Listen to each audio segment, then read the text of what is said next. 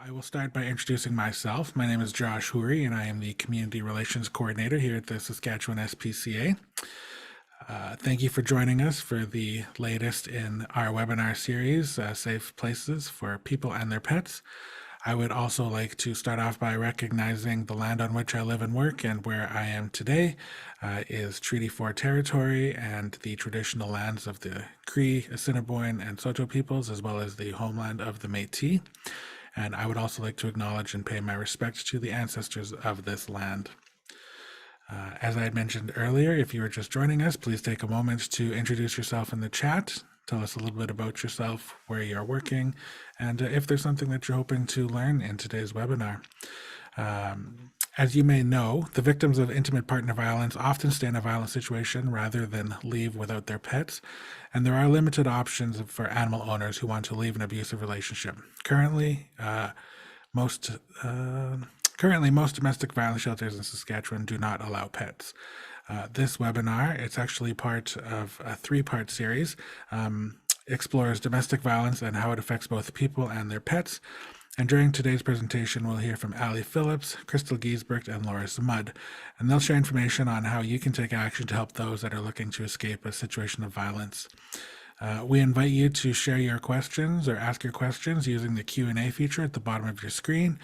You can also pop them into the chat if that is easier, and we will take the questions and have a Q&A session at the end of the presentation. I would now like to introduce our speakers. Joining us today, we have Ali Phillips. Ali is an author, attorney, and advocate for protecting vulnerable victims. As founder and CEO of Sheltering Animals and Families Together, or the Safety Program, she has led the global movement in helping domestic violence shelters to create an on-site pet housing.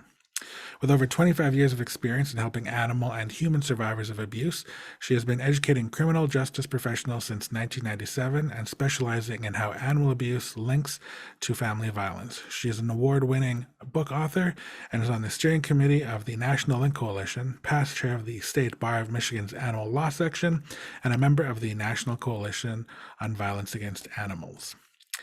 Joining Ali, we have Crystal Giesbrecht. Crystal is the Director of Research and Communications at the Provincial Association of Transition Houses and Services of Saskatchewan.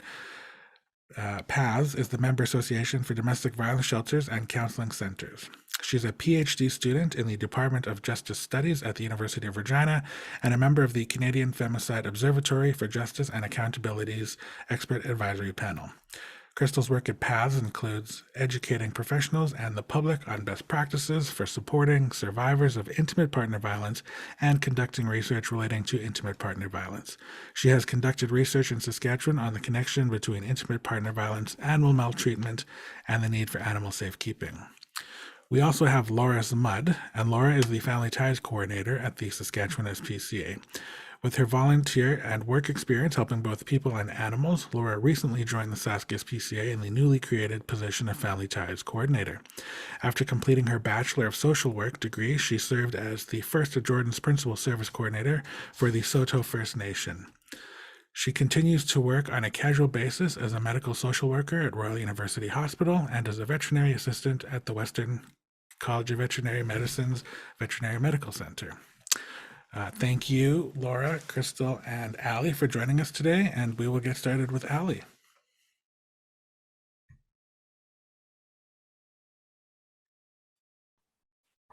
All right, so this is amazing that this is now the third webinar in this series, and so happy to be back. And if all of you have not had an opportunity to watch the first two webinars, they are on the YouTube channel for the SPCA. So I'm not, going to, go back through the information, but certainly wanted to highlight some information because, this is really a movement that is happening. And, we're personally excited at the safety program about the movement that is happening in Saskatchewan. So as Josh said, I'm an attorney, I'm a former prosecutor, and I am the founder and CEO of Sheltering Animals and Families Together. And so I wanted to just kind of touch on a couple of things to really highlight where we are. And when we look at just the number of residents in Saskatchewan that have a pet, it's 56%. And so when you think about, the individuals who may be seeking shelter in a domestic violence shelter and they have a pet, are they able to get into shelter? So more than half of the Saskatchewan community has pets. So this is why we're doing this series, to really raise awareness so that we can get more pet-friendly shelters in Saskatchewan. And the entire foundation of the safety program is based on the human-animal bond, because in times of stress and trauma, the human-animal bond is very, very important. I mean, for those of you who have a pet, you have probably found that they come to you when you're sick, when you're stressed, when you're upset. And companion animals aid us when we need to heal, when we need to recover. They help us in resiliency. And when we look at children and pets, they just naturally go together. And so this is really the foundation of the safety program, so that people and pets can stay together when leaving an abusive environment. But the safety program also reduces a barrier to safety by helping the shelters through the safety startup manual, which walks them from beginning to end on how to really implement in an easy, sustainable manner. Because like anything in life, we can complicate. We can complicate things. And the entire foundation of the safety startup manual is to keep it simple, so that it actually can be implemented. But the safety program is also a solution to what I call link crimes. So the link between animal abuse and family violence is one of my legal specialties that I travel all over the world and teach on, and really raising awareness with all criminal justice professionals, law enforcement, and prosecutors. And when you can get a family, adults, children, and pets out of an abusive home, that can stop that cycle of violence and really ensure that they don't return, that they don't go back to the abusive home. And I get requests like this every single day. And the safety program is actually not a service for victims and survivors of domestic violence. We are a service for the shelters, but yet I still get these requests. And it's heartbreaking. And all I really can do for their safety, as well, as for our organization, is to simply refer them to the listing of pet-friendly shelters. And then, they need to make the call to see if they can gain entry. So, this is a real problem, and it's real heartbreaking when there is no pet-friendly shelter in the area. And I will, this particular inquiry came from a woman who was in a state here in the United States that did not have a pet-friendly shelter. And when I gave her the listing of where she could look at, I never heard back from her. And that's what happens. If they often don't have travel resources, they don't have the ability, they don't have the funds, it's difficult to do that. So this is why, getting more pet-friendly shelters in Saskatchewan is so critically important and life-saving. And it's because there's a lot of research that all over the globe is all telling us the same thing. When we look at batterers who abuse pets, they are more controlling and use more dangerous forms of violence than batterers who do not abuse pets. So those who are battering pets and people are engaging in sexual violence, marital rape, emotional violence, and stalking. And in a study that actually came out of Canada, they were looking at what were the barriers to safety in rural Canadian communities.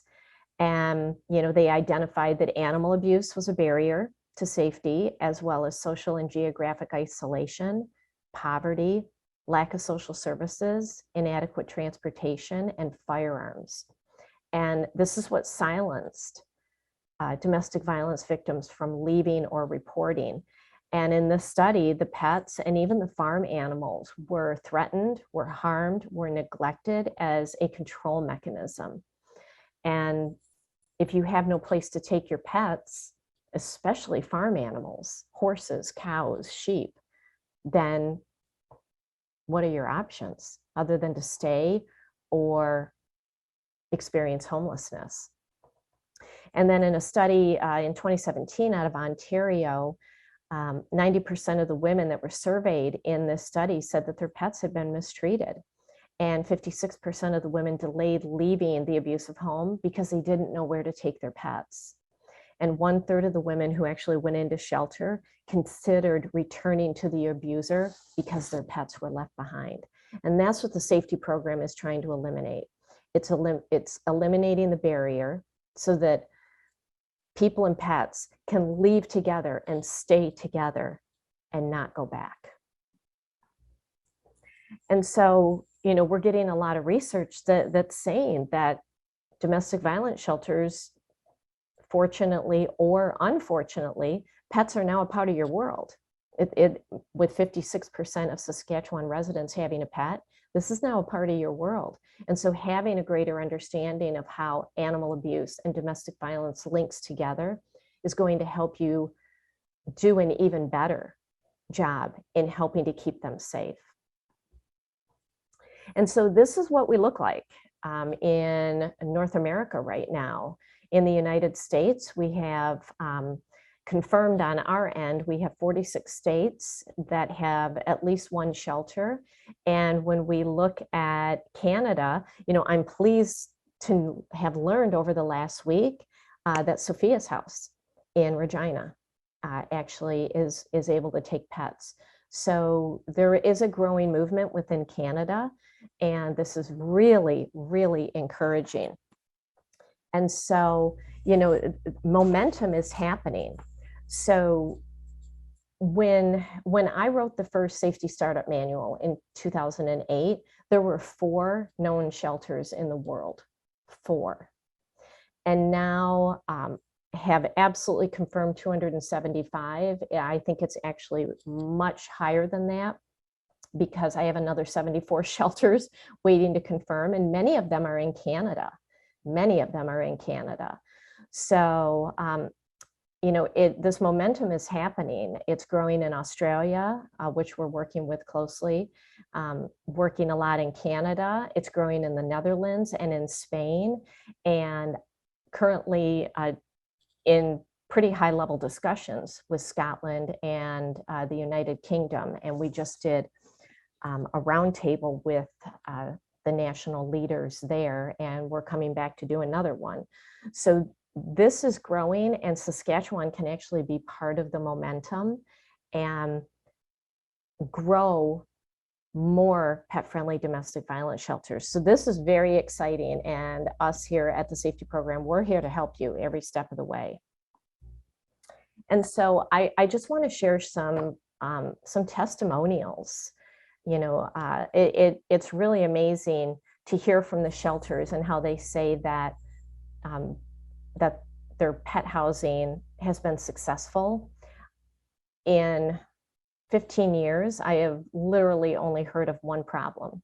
And a shelter is going to tell me if there's a problem. I just don't hear of problems. These are easy programs. And so Serenity in Arkansas, their kennel has been a true success since day one.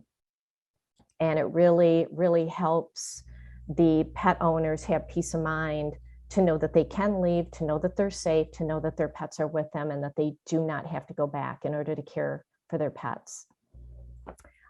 In Oklahoma, the New Directions shelter, the photos there are really amazing, and even the demolition photos beforehand, these people literally went for it and created a really beautiful space, and it doesn't have to be fancy. I mean, that's the thing that I love. Pets just want to be safe and with their people. And so you can create something pretty simplistically. And, they have a great story about how their first canine resident was pregnant. And, the abuser was really threatening the dog. And they were able to get the dog and her owner out. And then, 10 puppies were born by emergency surgery. And none of them may have survived had they not been taken into the shelter. So that's just a real amazing story. The Aware Shelter in Pennsylvania, I mean, they went all through their community and spoke to everyone. They went and spoke at civic organizations like the Kiwanis Club and Rotary Club, and they got monetary donations through that. And they did a lot of, really creative fundraisers and worked with local churches. And, even a pet food company was donating coupons for food. And they have been able to fund their program this way. And that's what I always tell the shelters. It's wonderful to get a grant to get started, but the grants are not going to sustain you. Community engagement is what sustains you. And I hear this time and time again from the shelters of how successful their programs are, and that the money and the supplies just flow in from communities that really embrace this concept. And then when it comes to like second stage housing, the transitional housing after the emergency shelter, this is something that we're really focused on at the safety program, because there's not a lot of second stage transitional housing options. And there needs to be that in between before a domestic violence client is fully independent on his or her own. And so we're we're working with the transitional housing programs to really make sure that pets are welcome, because if there is a break in the chain of care, that is an opportunity for that client and her pet to actually go back into the abusive home. And so that's what we're trying to prevent. And Haley, Idaho, they have a great transitional housing program. And a lot of times these are in rental units, apartments, sometimes even hotels. And then, I love testimonials like this, that just within the first few days of, a safety program being opened, they're seeing families being kept together, people and pets being together, and how this has really transformed the shelter. I hear that time and time again, that shelters come to me and say, we don't know how we actually did our job before housing pets, because of course we should house pets. We're going to house children. We also need to take the pets. And so they look back at how they used to shelter, and they're like, wow, we were really missing a key component for our community. And then stories like this, oh my goodness, this is actually a story from a resident from probably 10 years ago. And I love to share it because I still get updates about her. But just how she was treated by her abuser, the last thing he did to her, as she sat on the curb waiting for a cab, he spit on her like she was a piece of garbage. But once she got out of there with her little dog Star, I mean, she thrived. She thrived. And that's what I love most about this program. It just gives me goosebumps of how many two-legged and four-legged people and pets are being saved. So the Safety Startup Manual is always free to domestic violence shelters. And so you can, if you're a domestic violence shelter, you can go to the safety program website and request the manual. And it comes with sample forms and policies and procedures. And we have the Safety Technical Assistance Center. We're here to help you every step of the way, and it's free. Okay, we're here for you to help you. And our partnership with Saskatchewan SPCA is really amazing, and we're just so happy and so honored to be here to help all of you. So if you have any questions, you can absolutely reach out, and my cat Dobby and I, we will be here to answer your questions, because no one should ever have to choose between safety and their pet. So, all right, at this point, Josh, I'm gonna turn it over to Crystal and Laura. Thank you, Allie and Crystal and Laura. Before you get started, I will just remind everyone that we encourage you to ask your questions by using the Q&A feature at the bottom of your screen, or just pop your question into the chat and we will get to them at the end of the presentation. And with that, I turn it over to Crystal and Laura.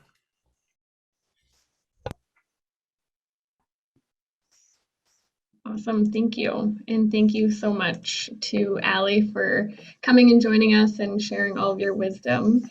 So like Josh said, my name is Laura and I have the pleasure of co-presenting the second part of this webinar today with Crystal.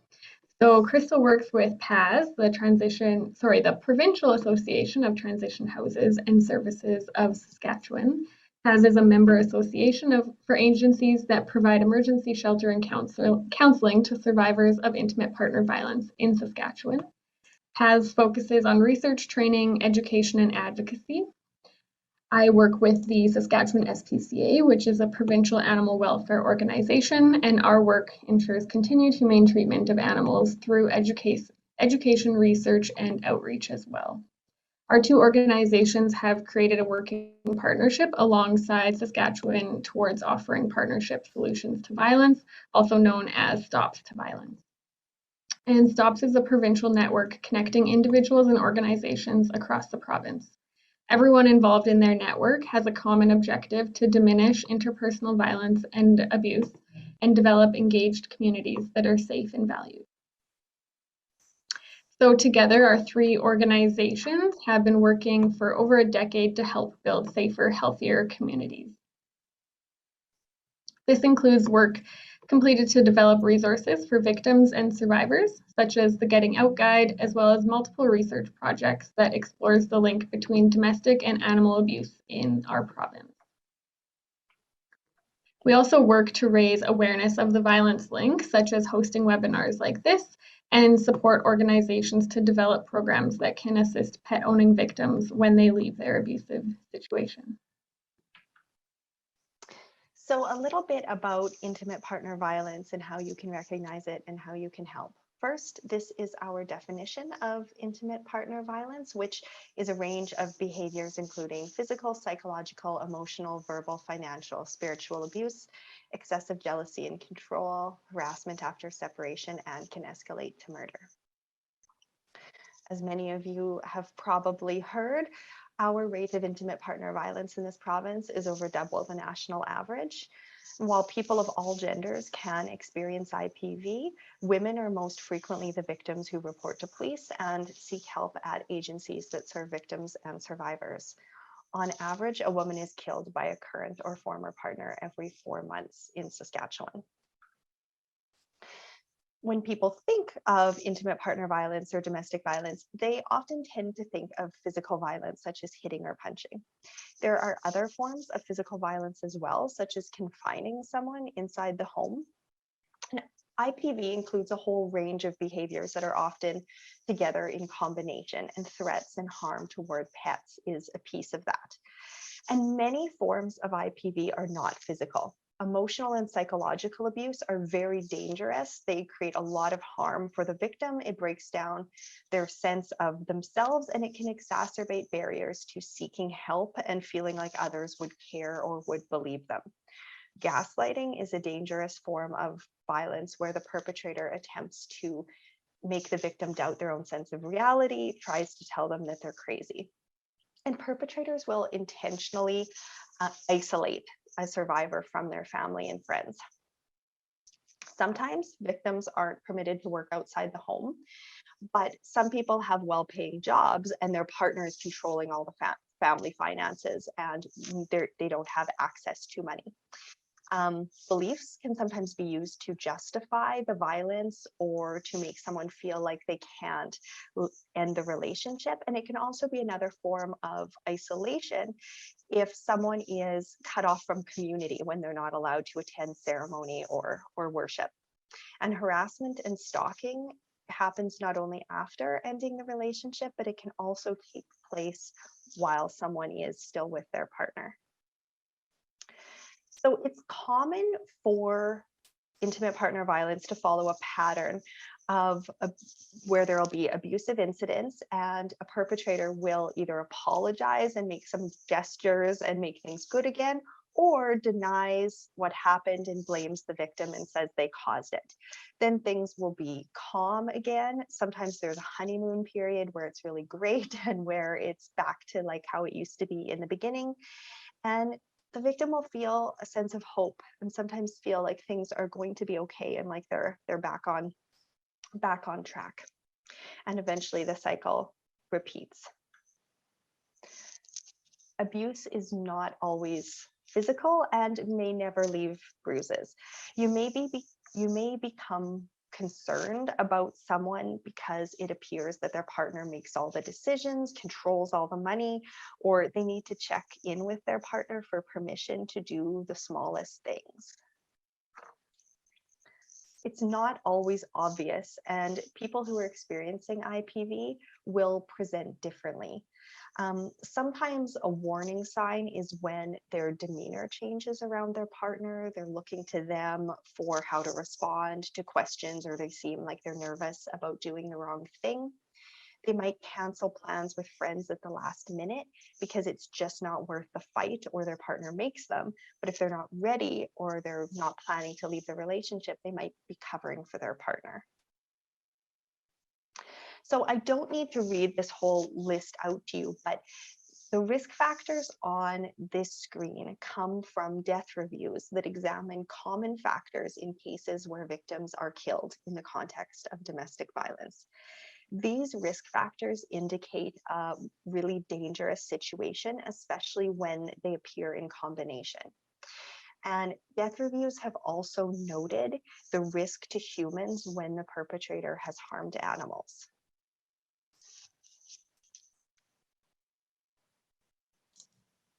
So we're going to shift our focus a little bit now to the animals. So as Ali mentioned earlier, over half of us have pets in Canada, and just to expand on that, we'll look at a little bit or a few statistics from a survey of animal owners. So from this survey, 74% found that their pet was an important part of their mental health, and 98% said that their pet is their family and a part of their family. 95% could not imagine giving up their pet for any reason. So if we think of in today's webinar context, any reason could be domestic violence, of course. So these big statistics, these are big statistics, and I think if you've had the opportunity to own a pet, you can probably agree with these statements and remember moments that you benefited from the bond you had with that animal. So the link is when violence occurs in one of these areas, be it animal abuse, child abuse, elder abuse, or domestic abuse, and it is usually not an isolated incident. There is likely another form of abuse co-occurring or that has occurred, and so they're linked together. If we think back a few slides to the importance of pets and that human-animal bond, abusers will use that bond to control and hurt the victim, which results in the animal becoming a victim of abuse as well. Abusers will hurt the animal to control their partner or child, with children witnessing upwards of 75% of animal abuse that occurs in the home. We also know that a number of abusers have a documented history of animal cruelty, so there's kind of a precursor. Knowing that this big link between domestic, child, elder, and animal abuse exists, we can use this knowledge to identify when more than one form of abuse may be occurring, or interventions that can happen sooner. So Crystal recently completed some research related to intimate partner violence and animal maltreatment. Out of this, there are a few key findings from both survivors and support workers.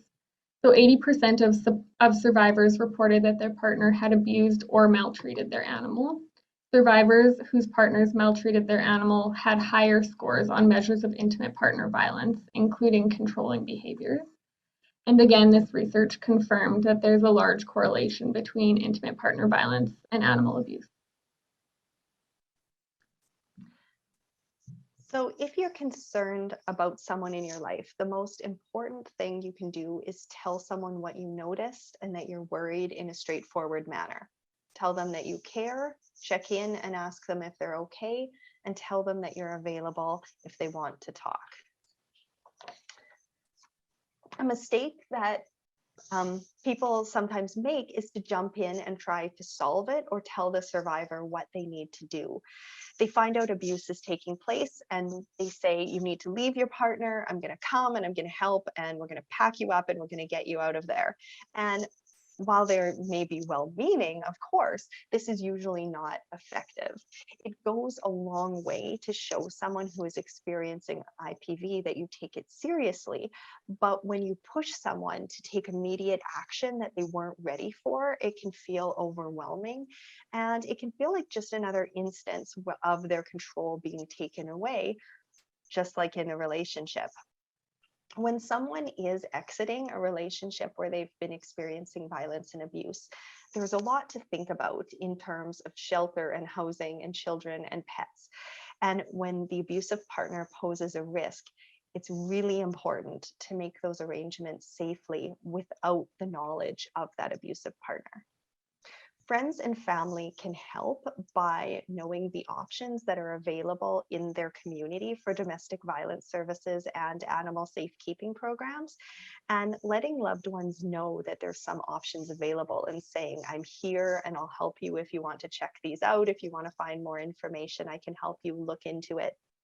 So it's important to say that while we stress allowing the survivor to make their own decision in the time that works for them, if you are aware of an immediate risk, call for help. There are situations where the law indicates that risk to children needs to be reported to local child protection services. And those obligations are outlined in the Saskatchewan Child Abuse Protocol, which is accessible online. So Ali said, we're very excited. Sophia House in Regina is a second stage shelter where every family has their own separate apartment and survivors can stay longer term. They have 2 buildings, and in one of those, they are able to welcome pets. Other PATHS member agencies have also been able to welcome pets temporarily or sort of on a short-term case-by-case basis. So we are working toward having more shelters in Saskatchewan where families can keep their pets with them and to become fully more pet friendly. So on PATH's website, you find information on warning signs and safety planning, and there's contact information for domestic violence shelters and services across the province. And violencelink.ca has a lot of research and information on the link, as well as information about available animal safekeeping programs. And on both of our websites, you will find the Getting Out Guide and the Safety Planner. Both of these offer guidance and information for someone who is making a plan to exit a relationship where they're experiencing violence. And there's information there regarding planning for safety with your pet. And also ShelterSafe.ca is a map that shows domestic violence shelters across Canada. And that map, just like Ali's website, also indicates the Canadian shelters that are welcoming to pets. So at our last webinar, which some of you attended and which is recorded if you're interested in hearing it, we shared information from our pet-friendly shelter viability report. This report was developed by Praxis Consulting for the Saskatchewan SPCA, Paths and Stops to Violence. And this report includes guidance for domestic violence shelters here in Saskatchewan who want to become pet friendly. So it includes budgeting, fundraising suggestions, policies and procedures that would be needed, and lists of supplies and other things needed to start welcoming pets. And you can get that report on the violencelink.ca website. So if you are a shelter that is wanting to become pet friendly or think about how this might work in your space, please connect with us and we can assist you and support you. So we have a number of startup kits that include the basics for both cats and dogs, that include kennels, bowls, litter boxes, the basics. And we can provide these for shelters to make the process one step easier for you. You can contact me to inquire about the kits. We also have started the Saskatchewan CoSheltering network, which is facilitated by Crystal and I, and it is a roundtable meeting for shelters that are pet friendly, as well as those working towards becoming pet friendly, so that we can discuss questions, problems, successes, topics like forms, policies, animal behaviors. We have a handful of folks registered already from a variety of shelters across Saskatchewan, which I'm really excited about. And we have our first meeting next week on Tuesday, February 15th at 1 p.m. So you can email me to sign up. My email is right there, laura@saskspca.ca. And multiple people from your organization can register to be a part of the network. It's not limited to just one staff or board member. And we're initially planning on having these meetings once every 2 months. But yeah, I'm excited for it, just kind of a start to getting people connected and continuing the momentum. So we also want to highlight an alternative option if a victim needs to leave but is not able to take their animal with them to the domestic violence shelter. So pet safekeeping is when an animal is kept with an animal shelter or rescue in a foster home in their shelter directly for a period of time while the victim is in a domestic violence shelter. The pet and the owner will have no direct contact, so there'll be a support worker that will kind of be that middleman contact person. However, they will be reconnected once the victim is able to safely leave and house the animal with them again. Safekeeping is great when there is no pet-friendly shelter readily available for the victim and their animal to be together, or if a pet is stressed by staying in a pet-friendly shelter for whatever reason. So in Saskatchewan, we are thankful to have 5 current pet safekeeping programs located in Melfort, Regina, Saskatoon, and Swift Current. Each one of these is ran slightly differently, and you can find more information on each program by visiting our Sask SPCA website or contacting those shelters directly. So lastly, we've provided all of this information today, but what now? We hope you feel more confident to support someone experiencing violence by providing them with a listening ear and a safe space to talk, knowing the warning signs of violence, raising awareness about the importance of pet-friendly shelters in your area. And if you are able, we do accept cash donations to help with the purchase of the pet-friendly startup kits that I briefly spoke about. Lastly, we encourage you to reach out to your local domestic violence shelter and ask how you can support them. They'll know best. So we can't really guide exactly, but we do encourage you to reach out to them. So if you have any questions or if you just want to connect or follow up with anything that we may not be able to answer today, then please email either Crystal and I, and we will be very happy to chat. There's our contact information, and also we've got some references here, which we do not need to spend time on, but Ali and Laura and I will share our slides, so everyone will have these resources available. Mm-hmm.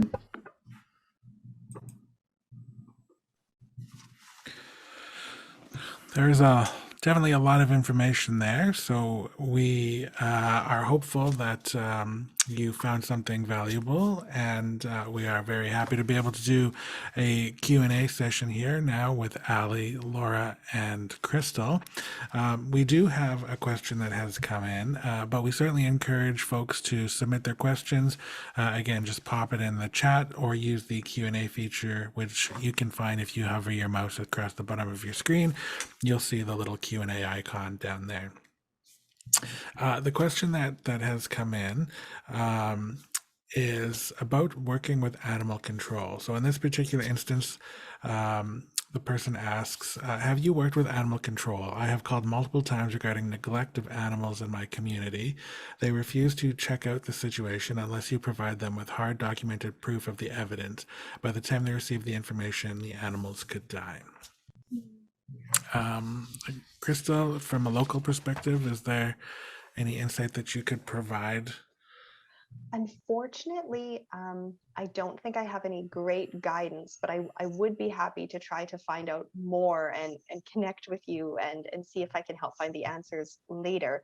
I think we could look into what exactly is needed in terms of documentation when making a report to ensure that that is attended to in a timely fashion.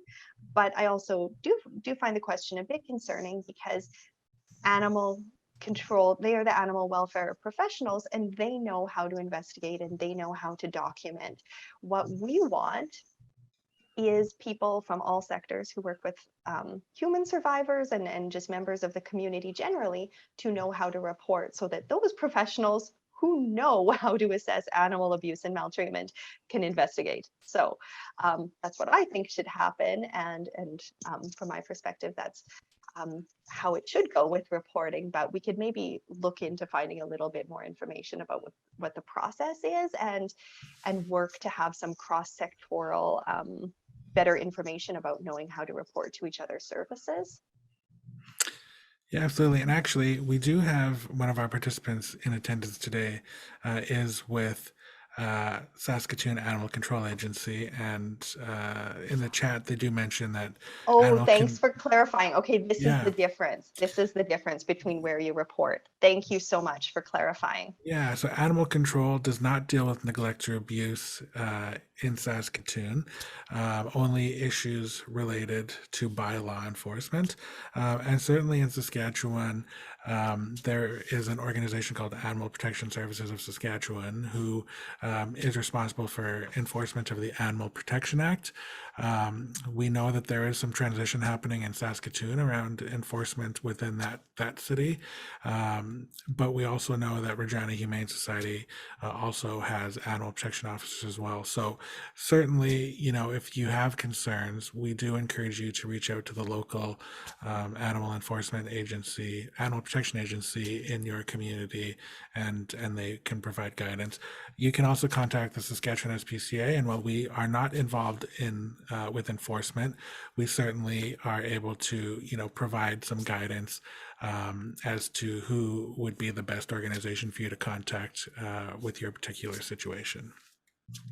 And if I could just add something, just coming from a mindset of my cat Stella is all over my lap. Live video, there you go. If I could just add from the perspective of a former prosecutor, Please do. one thing that animal protection investigators struggle with are anonymous reports. Anonymous reports really don't go anywhere unless you submit solid evidence, like a videotape, a photograph, and it has a date and it has a time on it. But even then, if it comes to criminal charges and going to court, somebody has to take the witness stand to say, I took this video, I took the photo, I've watched this neglect and abuse happening. So just keep that in mind, because sometimes it's not conveyed in the right way, that, when they say we need hard, solid evidence, what they're really trying to say is we can't take an anonymous report. You can anonymously report, but there's very little that can be done with it at that point. So just keep that in mind. And I know people get concerned about reporting and giving their name and their phone number and their address, but that typically gets an investigation started a lot faster. So I just wanted to share that. Thank you. That's very helpful information. We do have another question, and this one pertains to grant and funding options. And the question is, I noticed the mention of community grants. Can anyone comment on applying for grants from the government to set up these programs? I'll just throw it out there. I think, Ali, in a previous webinar, you had mentioned there might be some funding opportunities available that would provide grants to Canadian organizations. Yes, I would certainly check out PetSmart Charities, and check in with them. I know that Red Rover, I believe, is still offering some grants to Canada. but a lot of it, like I'm such a big believer in going into your community, and people who love animals really open up their pocketbooks and will help. So that is always the one thing that I recommend is just be very public that you're preparing to welcome pets on site. You need help, you need support. Do you need manpower? Do you need somebody to donate fencing? Do you need a team of people with nails and a hammer, getting out there and building something? Just put it out there and see what happens. But definitely check those organizations. And I'm not sure if there's any government funding here in the US. We just got our first ever federal government funding, and it only went to 5 shelters, but 5 is better than nothing. So I'll turn it over to Crystal and Laura on whether there's any Canadian government money that's out there. Yes, I think that there can be kind of a couple different ways that shelters may be able to receive support to welcome pets from their existing government funders. One is that funding for infrastructure and capital costs is generally federal, and that's a different pool of money than the ongoing operational costs that shelters have, which is federal for First Nations shelters and provincial government for the remainder of the shelters. So there could be money, and I haven't investigated this thoroughly myself, but I think that there could be a really good case to be made for accessing capital funds, such as through CMHC or other sources, if building a new building or to do infrastructure changes for that kind of one-time building cost. And then depending, I know that I think the person who asked the question is in New Brunswick, and it's probably different everywhere, but there's probably a possibility in terms of the ongoing funding to welcome pets as well. Something that's very encouraging that Praxis found when they did this report for us here in Saskatchewan was speaking to shelters elsewhere in Canada. Some of them did not have to fundraise beyond their ongoing operational budget. They were able to buy the cat food and the dog food in their grocery funds, and they could afford to do so without needing to seek those additional funds. So I think there's the ability to do it with the ongoing funding that's in place, and then topping that off with the community support for those extra pieces, like Ali said. So sorry, I know that's a really long answer and a bit kind of extra on top of what you were asking, but I think this is really exciting and really encouraging because the financial investment does not have to be that great. To get this off the ground, it can really be quite simple and quite straightforward to start doing it right away, and to have the confidence that it's not going to turn into, if we keep funding this, we'll have to stop, because it's not that expensive on an ongoing basis.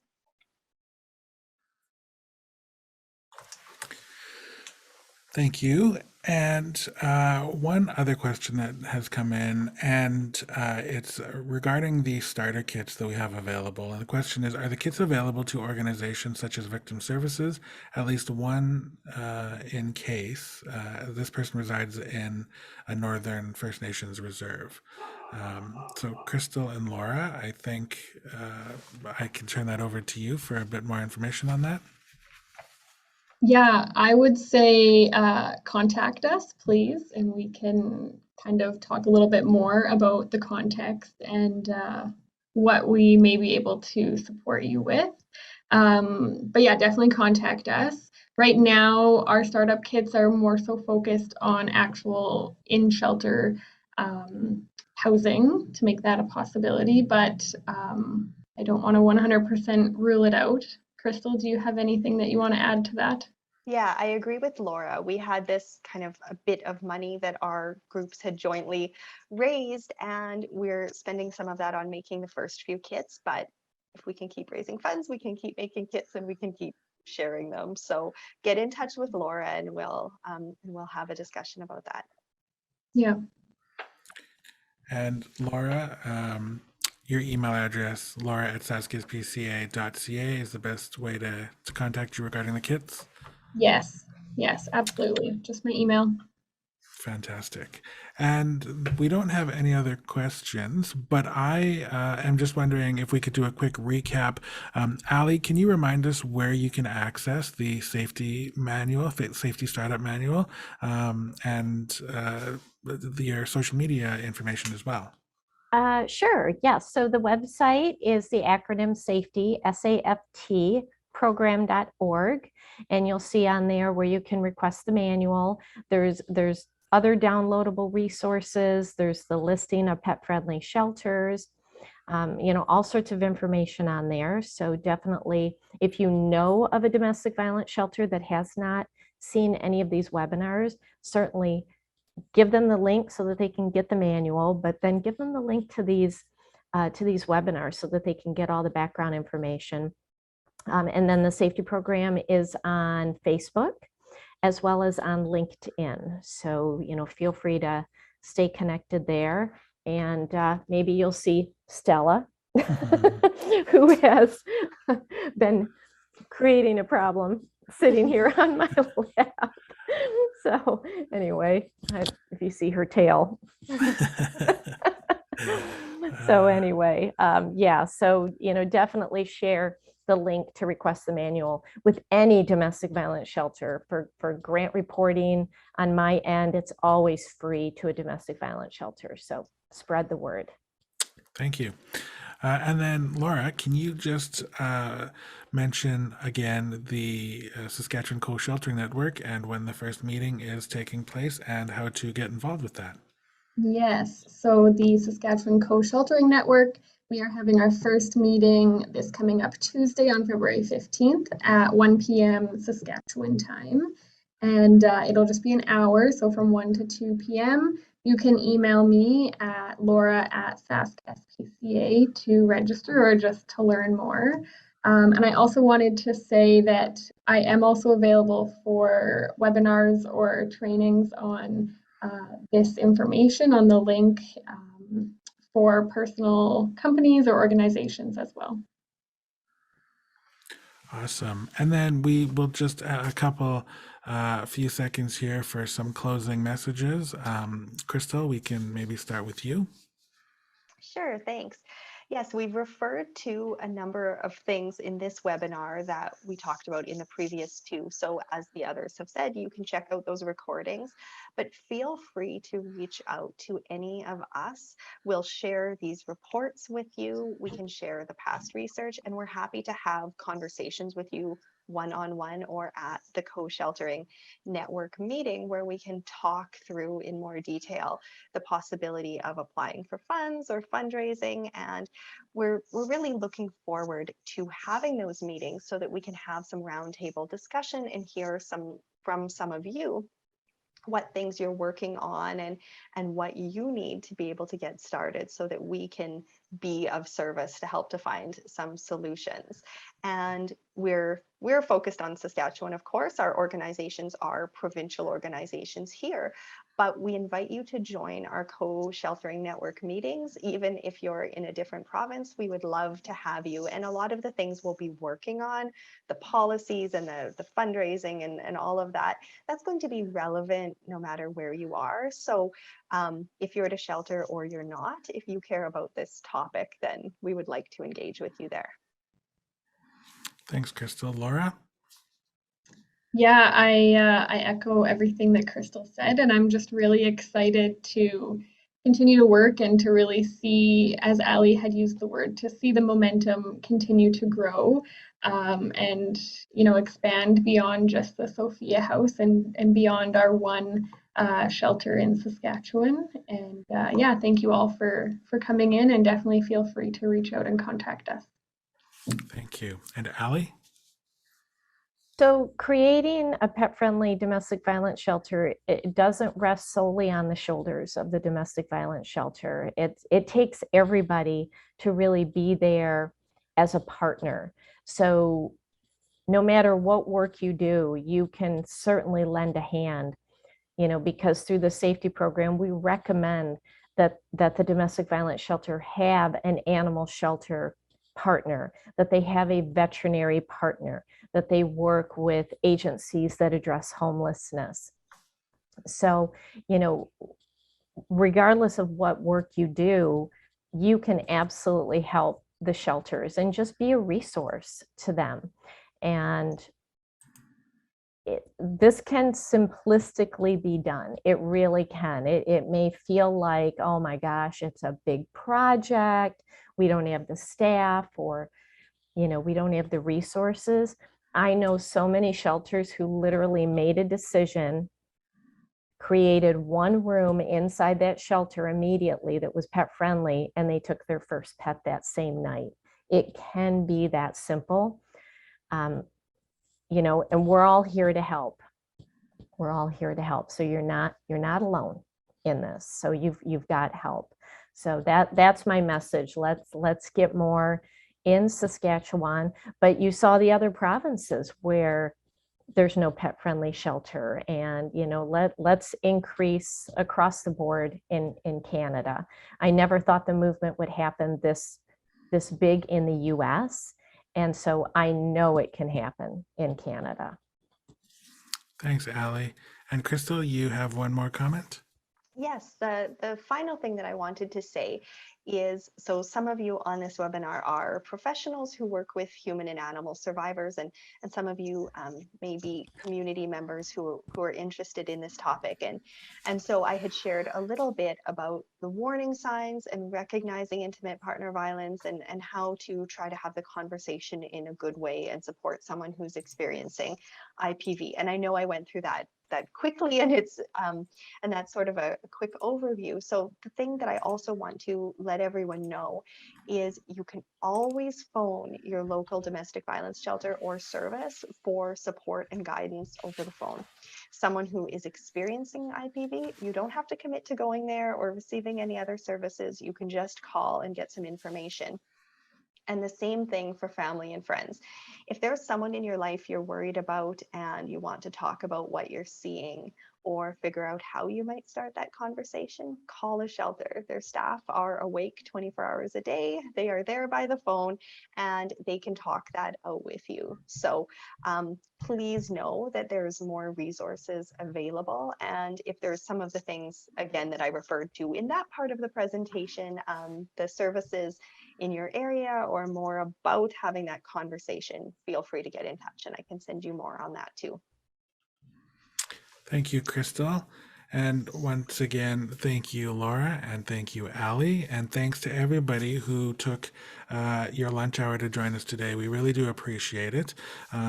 You know, we are so grateful to have so many tremendous leaders working in the field of, you know, improving the lives of animals and their people. So thank you, Laura, Crystal, and Allie, for everything that you've done. As has been mentioned, this webinar has been recorded, and we will share the link in the next day or two along with the slides from our presenters. And you will also get a link where you can go back and check out the other two webinars if you missed them. There is a link in the chat. If you wanted to sign up for future webinar information, you certainly can. We have host a variety of webinars throughout the year, ranging on topics from, you know, the link between interpersonal violence and animal abuse to emergency planning for people and pets, and other animal welfare related concerns and issues as well. So please feel free to sign up for that. And once again, thank you. And we hope to see everybody again very soon. Take care, everyone.